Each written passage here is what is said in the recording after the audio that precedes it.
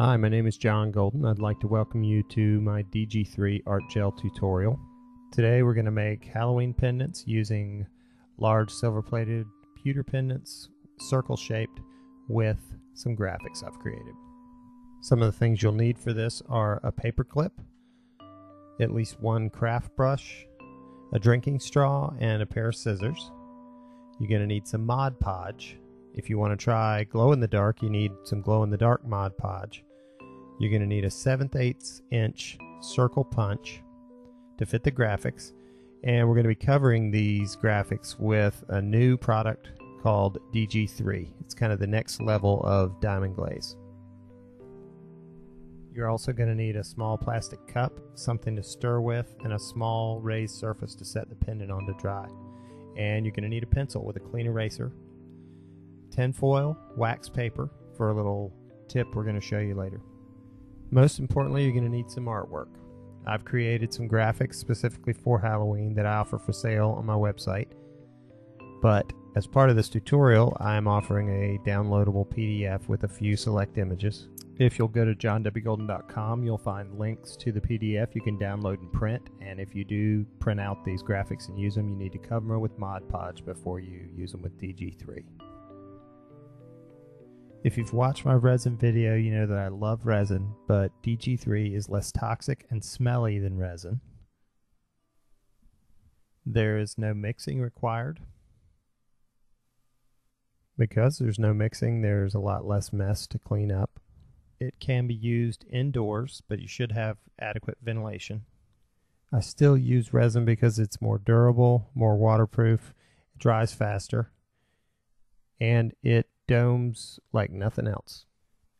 If you want to use glow-in-the-dark Mod Podge, you need to stir it well before you use it, and you need to make sure that you choose an image that is lighter so that it actually can glow. Though the graphics that I sell in the shop don't need Mod Podge to be used with DG3, you've got to put a lot of layers of glow-in-the-dark Mod Podge on there if you want them to glow at all. While the ones with Mod Podge are drying, I'm going to work on an unsealed sheet of graphics, cutting them into strips so that I can access each image a little bit better with my punch. Once you have the images cut into strips, you can take your punch. I like to turn mine upside down, center the hole over the image that I want to punch, carefully get it just where it needs to be, and then punch it out. And I do this with multiple images.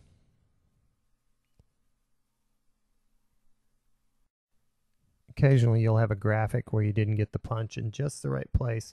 You can take a marker, kind of go behind and color off any white strips that tend to show up. Then you want to take your large silver-plated pewter pendant, get you a tiny little bit of regular Mod Podge in there and use as a glue, spread it around, drop your graphic in there, and then with the help of a pencil, adjust, get your graphic just right so it's right where it needs to be. If you look at this, you can see we had a little bit of extra Mod Podge around the edges, so I'm going to go ahead, even though I don't need it for the graphics, spread that around. I want to see how this dries and interacts with the DG3. Then we do another one, just like our old resin video, only not as many this time. This particular pendant had a little better use of Mod Podge in the back that it didn't come around the sides. Sometimes you'll have graphics that are a little rough around the edges. That means your punch needs sharpening. So a good tip for that is to take a piece of tinfoil and just punch shapes out of it with your particular punch that's having a problem. This will serve to sharpen and remove any burrs from the punch, but you may have to do it many times to really get what you need. Once you have sharpened it, you should take a piece of wax paper, and the wax from the paper, when punched many times, will sort of serve as a lubricant for the punch. And let's test this out and see what we got. It's a little bit better, still a little rough, could probably use some more fine-tuning there. So back to the project. This is our skull graphic that has no Mod Podge on it.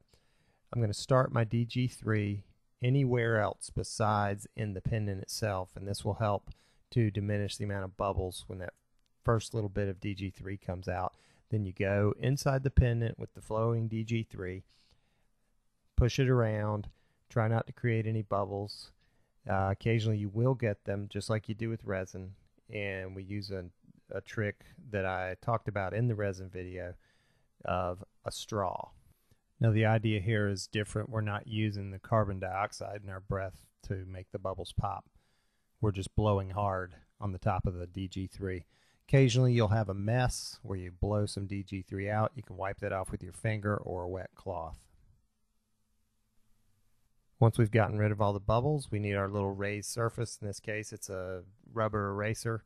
I just need that pendant to lay flat with the bail hanging off the side of something so that the DG3 can level itself and dry appropriately. Then I will cover the whole thing with a small disposable plastic cup, like a dosage cup that comes with medicine, and I will move the whole rig to a safe place like a bookshelf, somewhere like that, out of the way where it can dry undisturbed. This is our pendant with the glow-in-the-dark Mod Podge on it. Here it is with the DG3 in it. You'll notice it looks a little more cloudy, probably because the Mod Podge needed to dry a little more. You can put it right directly on a bookshelf. You don't have to have a special raised surface. Something like a bookshelf will serve that purpose. Here's the cat pendant being filled with DG3, and you can still probably see that little white bit of Mod Podge that hasn't dried. I want to see how that comes out. So 6 hours later, these are the results. Looks like you can still see a little bit of that Mod Podge in there drying. And you can tell a little bit of a difference between these two skull pendants. The second one looks a little cloudier as the glow-in-the-dark Mod Podge hasn't dried. Now 24 hours later, everything looks a lot better. The Mod Podge inside the cat pendant is almost gone, and our skull with no Mod Podge is nice and clear and dry. You see our one there on the left with the glow-in-the-dark Mod Podge still needs to dry a little more. Please use safe work practices. Follow the directions on the bottle and you'll be okay. My next tutorial is going to be on UV resin and will feature these great rings. Look for it mid to late October 2008. If you'd like to learn more about the materials and findings used in this video, please visit me at www.johnwgolden.com.